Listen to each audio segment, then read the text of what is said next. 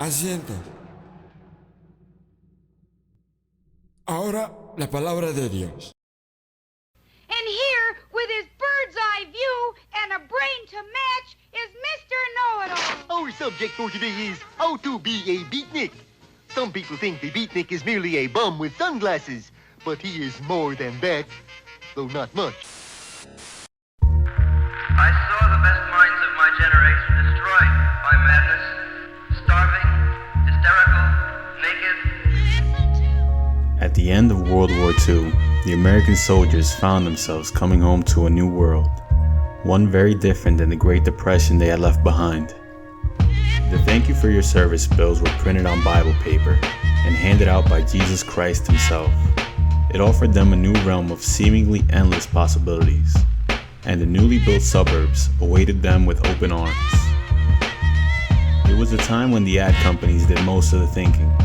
A television, vacuum, or refrigerator could be all theirs for the limited time of this new low price.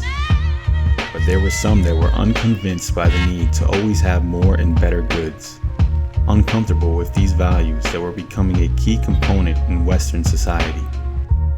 They were a group of individuals that didn't support the television telling them who they were supposed to be. They publicly denounced the brand name from coffee shop to coffee shop, letting everyone know that they were fed up with all the must-haves and can't live withouts. They were tired of it. They were beat. The first step in becoming a beatnik is to grow a beard. This can be a long process, particularly if you're a girl. Beats, beatniks, the beat generation. They introduced a shift in paradigm to the 1950s American culture. They saw runaway capitalism as the destruction of the human spirit and the antithesis to social equality. In addition to their dissatisfaction with consumer culture, the Beats railed against the shifting prudery of their parent generation. They vigorously opposed militarism, bureaucracy, and sexual repression. And to the dismay of the social norms surrounding them, they were rising. Beatniks hang out in unemployment lines, health food stores, but most of all in coffee houses. The first gen beatniks met in New York City, most of them students at Columbia University. There was Lucien Carr, Jack Kerouac, William S. Burroughs, and Neil Cassidy. There was also Allen Ginsberg. Beatnik joints have lots of atmosphere, but it's usually too dark to see it. Irwin Allen Ginsberg grew up in Paterson, New Jersey, being the son of Jewish parents and graduated from Eastside High School. After graduating college, he was arrested for being an accomplice to robbery. In hopes of avoiding jail time, Ginsberg pleaded insanity and ended up serving his time in a mental institution. Upon his release, he began to study under poet William Carlos Williams. The beatnik is often fond of reading poetry to jazz. Thusly, Mary had a swinging lamb. He followed her to school. She hopped his wool for a bongo drum, and man, that lamb was cool.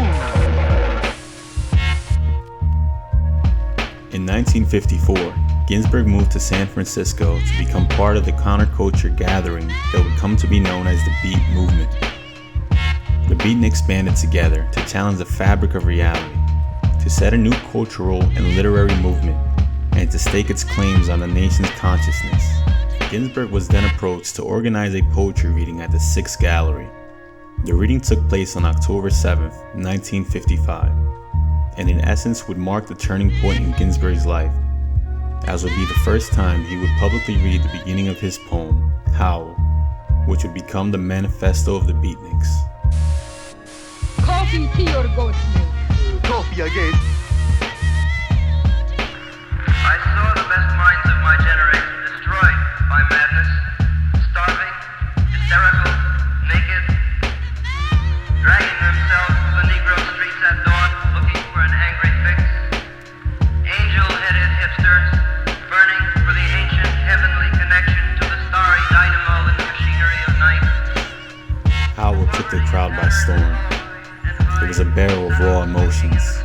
It was eye-opening, mind-expanding in its explorations of sexuality, anguish, and social issues in non-traditional poetic form.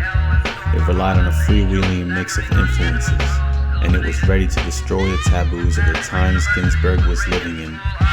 Through its words, Ginsberg found release from his torment of seeing his mother under a psychological illness, torment from being a homosexual, the torment of his time spent in a mental institution. When Hal was released on paperback, it was instantly banned. Police raided and arrested the store owners, along with the publisher of the book. The content of the poem raised eyebrows and sparked an obscenity trial. The world might not have felt ready for Hal, with his tour de force of the underside of America. There were drug addicts, drifters, prostitutes, and swindlers. All the foul language, slang, and visceral rage against the system that required selling out. All of these things shocked the 1950s establishment down to its core. But to Ginsberg, it was nothing else but the road his inspiration had guided him to. The banning of the book would cause an uproar among defenders of the First Amendment, but it would later be lifted after the judge declared that the poem possessed redeeming artistic value. 5,000 more copies were printed to meet the public demand, which had risen in response to the publicity of the trial. Hal would go on to be one of the most influential writings of the 20th century. Coffee we got, what kind? Let's see. Espresso 75 cents, cappuccino 85, Sanko 50, refill 25. Think I'll have some that say refill. The frantic exuberance of the 50s gave birth to the chaos of the 60s, and Ginsberg would go on a spiritual journey around the world in his quest to discover the key to the soul of man. Along with many members of the Beat generation, he would find solace in the teachings of Buddhism and Krishnaism. His religious encounters would lead him to his own brand of American mysticism, built on the foundation of humanism and a romantic and visionary ideal of harmony among men. Ginsberg would spend much of the remainder of his life as a mentor and instructor to others, finding fulfillment in expanding the minds of those around him. The Beatniks would find themselves as the progenitors of the hippie movement, with Ginsberg himself coining the term flower power. He felt strongly about installing the next generation with a passion and belief in the human spirit, becoming a prophet poet in the tradition of his idol, Walt Whitman. Why don't you try Cafe Minuto? Cafe Minuto? What's that? Instant coffee. Special for you I make with dirty water. How is? Terrible! On April 5th, 1997, Ginsberg passed away in his East Village home, surrounded by his family and friends. He was 70 years old.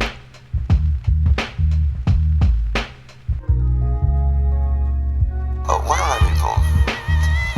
Which is a poem which I wrote on LSD. A man whose words were the guide to the human spirit. That was Allen Ginsberg. And this is a Silk City story.